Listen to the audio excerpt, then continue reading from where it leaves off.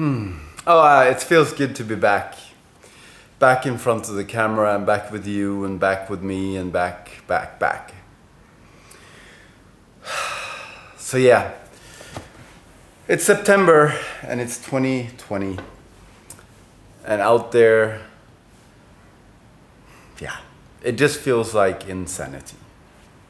It's very difficult to somehow take it seriously for me. It's, yeah. I mean, of course, I take the virus seriously and I don't want to get it and all of that. And I still travel and protect myself and do all the things you should do as a respectable, wonderful citizen. But it's just really hard to take this whole financial system, this money, this thing that was so important to all of us and also to me for such a long time any more serious. It's just like, it's not real, it's fake, it's bullshit, it's not gonna be there much longer, it's what I feel.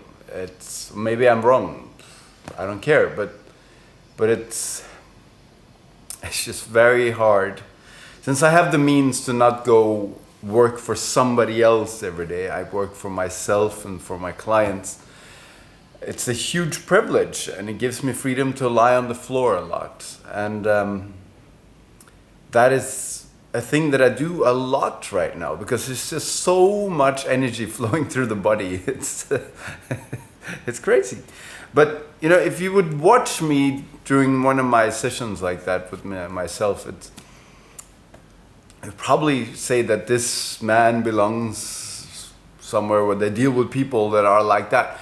But the thing is that I just sense so much. So I sense the entire lunacy that is around me and I can't just sit and feel it. So I need to express it somehow. And then tears are flowing and laughter is flowing and anger and screams and sounds. And it's just, the beautiful thing is when I stop judging that in any way, stop judging any expression that doesn't harm other people or myself in any way, then I become really free and just look at all emotions like energy, like something that is flowing through me that I can be at one with, that I can be in the flow with or not.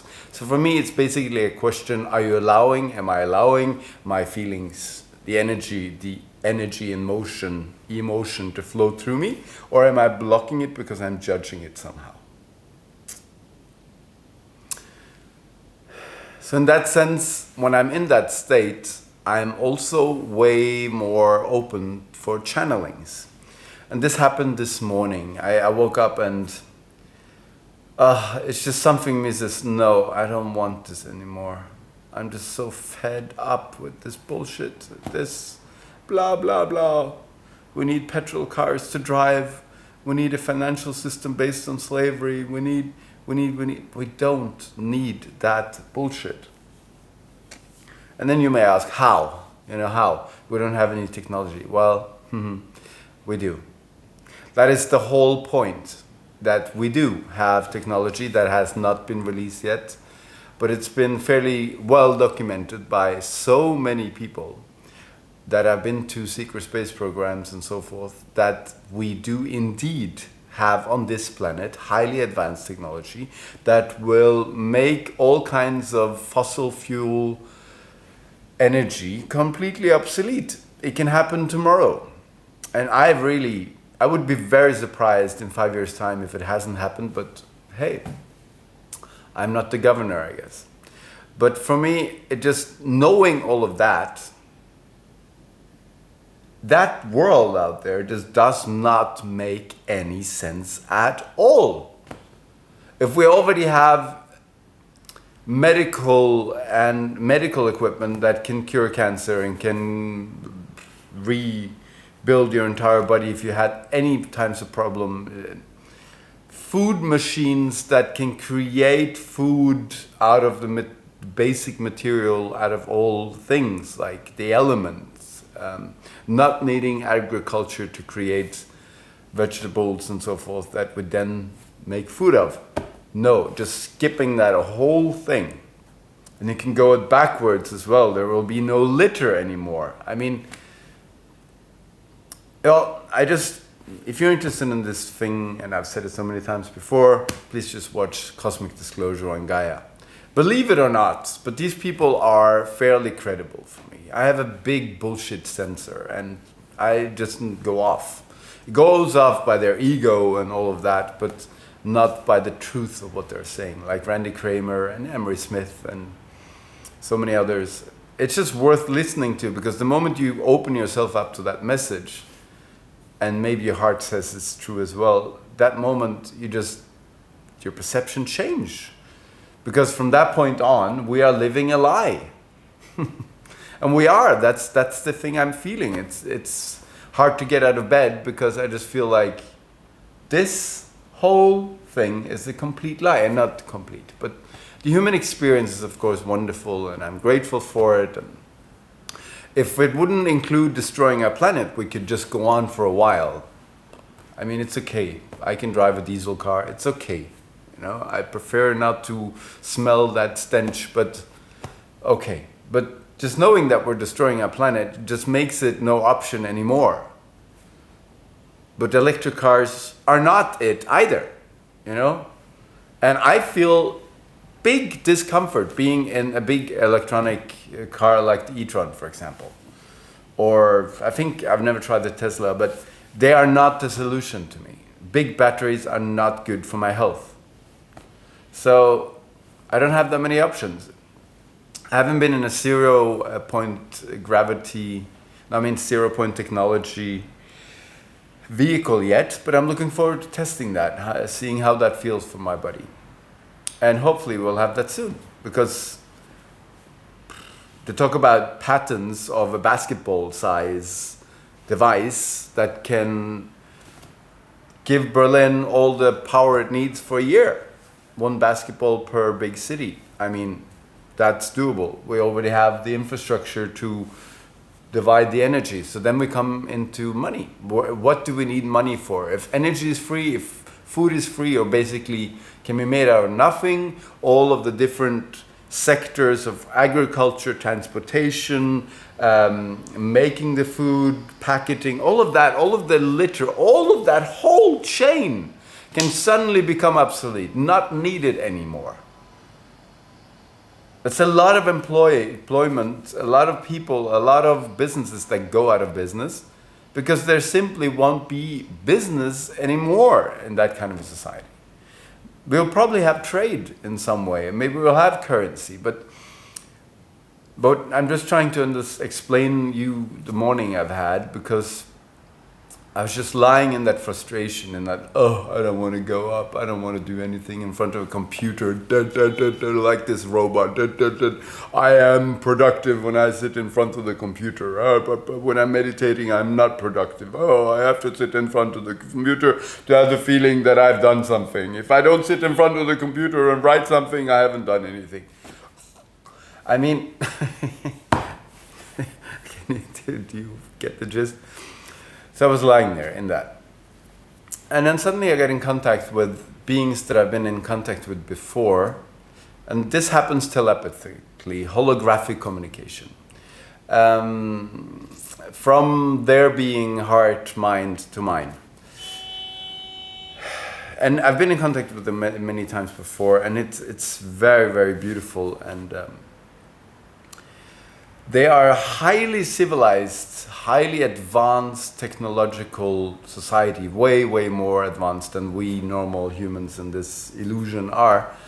And they are very much related to us, and they have developed the last 700 years, a highly developed society where they do not have any money.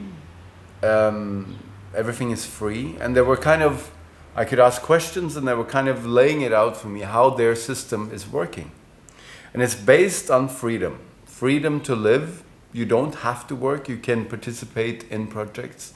So just to lay it out to you, you have a society that you're living together in smaller or bigger towns. I asked them, there's just so much real estate on planet Earth, how would you distribute that without becoming communism or any past horrible system, and just still do it in a way that is good for everyone.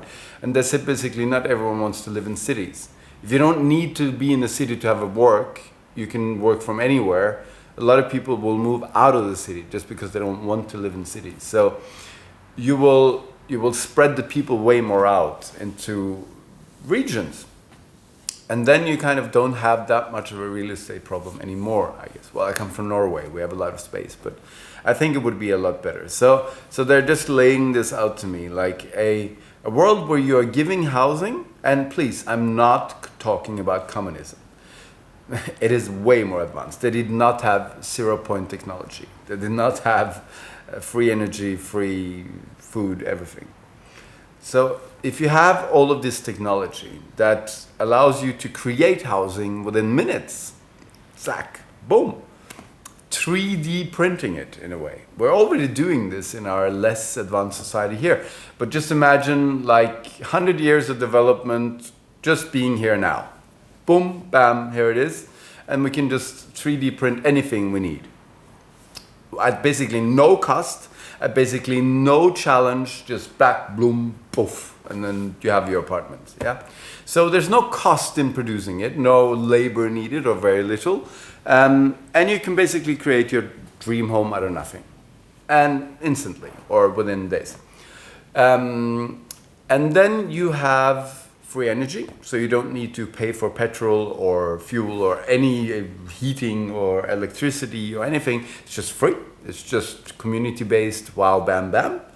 And then food, as I said, can be created by replicators. And, of course, a lot of people will enjoy to have their garden because they just enjoy the process of all of that since we are humans, you know? But you don't need it. So all the poverty and all of all problems with not having enough food are just gone overnight. And just imagine the moral disarray that's been happening. If this really is true, that this technology has been existing on this planet for the last 50 years or something, and they have not shared it. They've kept it for themselves, and this is not new. This is what they, and I don't like this they. It's not about them, it's about us. I know it's about our consciousness, it's about us. Yes, we are them, but yes, there are beings, if they're human, if they're reptilian, I don't know, maybe they're working together, I don't know, it's complicated, but there are, let's say, forces that have been governing us without us knowing it for such a long time. And we are freeing ourselves from that as we speak here. This is part of the process. We are really freeing ourselves from all types of slavery, oppression, suppression, and suppression of technology. So all of this is like one big thing that is happening quite quickly. So they continue then to explain how they live in a society where if you want to sleep all day, you can do that. That is your free will. You are not needed to do anything. You do not need to participate. It is something that is appreciated when you participate, and it is something that you will feel a lot of fulfillment doing, because the works that are needed to be done are more fun. You can participate in projects, how to create new experiences for our public. You can support people that have had a bad time in their past, come through their trauma, for example. And of course, we will have excellent technology helping us in that as well. But when I say technology, I do not mean AI. They very strongly stress that they're perfected their robot technology to serve them, but they don't need much AI, they said. They've been able to do this without creating an AI that is taking over them. So that was very fascinating for me as well, as I am a big... I feel like a kind of resistance to the transhumanism agenda, because this body is already filled with technology. We do not need to fill it up with more external technology like chips and whatever. But that's a whole different theme. So they were laying it out to me. I got some kind of vague images in my mind how it's going to go. And I thought perhaps I'm going to let them speak, and I could ask some questions to them. So it'll be like this kind of dialogue happening in front of the camera, and Yeah.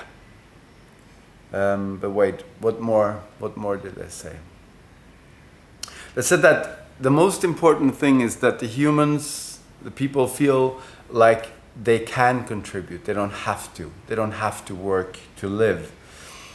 And once you just experience that for a while, that you can wake up at any time you want. When you have children, of course, you have to attend to them, but it's not this, oh, they have to get to school, they have to get to anything. It's a way more relaxed kind of system where children are able to choose that kind of education that they want. Because another important thing that they said is education is not something that happens the first 20 years of your life and then you stop. Their approach is saying we learn as long as we live.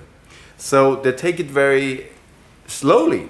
When you are a child, you do not need to know what the shape of England is. You need to know how to deal with this body. You need to know how to deal with being a human, having emotion, having thought, having parents, where do I come from, arriving in the body, arriving in this incarnation. You know, there's so many things that you need to prep before you can fill a human vessel with all kinds of different information. So if you do that from the beginning, you build very, very strong individuals that have a very strong communal sense, a sense of oneness. And when children get that from the beginning, they are very stable and very loving and very beautiful beings. And then you can start stocking up on information that is important for the development of the society. But it's not like how I experienced going to school here in Norway or on this planet. It's like you have to get all of this information in and you have to be really good at math and all of these things. And then at some point you either go to university and then you have to work. Like, they look at education as something that happens all your life and that never ends. For them, school and education is something very much holy, something that is in development, it is never complete. And as their society develops, they continue to change the way they teach their young ones. But they're very, very strong in allowing children to find their inner strength at their pace without putting them all together in one class that has to work together, but way more being a playground, like a extended kindergarten for some period of time in their life, where they can go to certain classes voluntarily where they feel attracted to. You know, not everyone needs to be good at math. Not everyone has to be a science officer. You know, there are so many ways of fulfilling your path and your part to society. And when you allow children to find what they want the most, you can then give them the information needed to serve society in the best way and be humble and loving to yourself as well. The most basic information, but then you can give them the information that they need in order to fulfill their life purpose. Yeah. So they were going on explaining this, and I feel very much touched by it. So yeah, continuing about the Mayans and their community structure. It is very important for them that everyone in society feels free, feels they have everything needed in order to do their purpose in life. They love traveling, they love exchanging with other cultures, they love expanding their consciousness, they love taking something that they taught to be true and expanding it. You know, they love to challenge everything. So they always say that this state they're in right now, this societal structure they have, is the best they come up with until now, and they're developing it. They are not afraid of rethinking their concepts and everything. But if you can imagine, if you can concept a world where energy is free, food is free, and you can produce basically anything at extremely low cost, most of our entire economy is not needed anymore. And that is something to take in. Especially, I mean, I pray for humanity, that we manage to take this information in once we really have to take it in. I mean, I would prefer to take it in before, and when the Big Bang comes, being prepared to not fall into complete emotional disarray and chaos. But everyone does their own thing there, I guess. But this is the most intense stuff we're gonna do for the next 100 years, is dealing with being lied to in that extreme manner. And I'm not talking about conspiracy theories. This is not a conspiracy theory. This is just way beyond. I'm not saying they're bad, and I'm not hating them, and I'm not saying we should kill them or anyway. I'm peaceful to all beings everywhere, and I'm grateful for every experience that I've been able to do in this society, in this prison, in this partly slavery, partly freedom that we have here. But yeah, and that's kind of the point, that when we approach our oppressors with love, forgiveness, and unity thought, then we can really create a new world. If we think that we have to tear it all down and destroy the destroyers and be mean to them and kill them and humiliate them, we're not better. Then we just haven't learned it yet, and we have to repeat the experience. I mean, those kinds of actions serve for consciousness like a test. Are you ready for the next step or not? And how you treat the people that have been oppressing you shows if you're ready to be free or not. Because the moment you are able to forgive and you take responsibility for the experience that you chose to have, you are in power. But if you choose to say, I've always been a slave and I've always been a victim, and now I will kill my oppressor, you identify with the victim part and not with the voluntarily making an experience part. But that takes a lot of consciousness to get there, to realize that you don't live once and so forth. But I'm mixing a lot of things into it. But my main message before I go into the channeling is really,